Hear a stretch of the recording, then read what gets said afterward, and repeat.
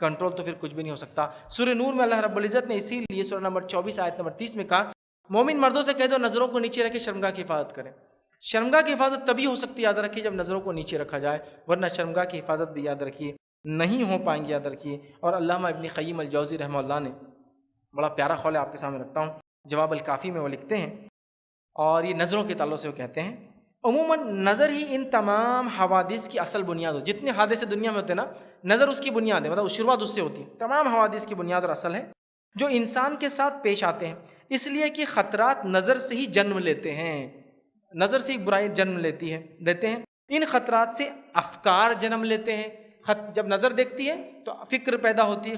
افکار جو جنم لیتے ہیں، ان افکار سے شہوت جنم لیتی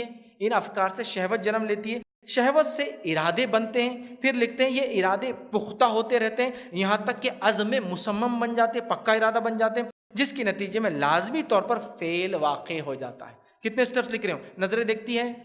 بار بار دیکھتی ہے، فکر میں تبدیل ہوتا ہے، فکریں جو ارادوں میں تبدیل ہوتی ہے، ارادے پکے ارادے میں تبدیل ہوتے ہیں، پکا ارادہ عمل کی طرف پھر انسان کو مجبور کر دیتا ہے، پھر وہ لکھتے پر فعل واقع ہو جاتا ہے، جب تک کہ اس پر کوئی رکاوٹ نہ پیش کی جائے اس کے بارے میں کچھ کہا نہیں، مطلب جب تک کہ نظروں پر رکاوٹ نہ پیش کی جائے کنٹرول پھر نہیں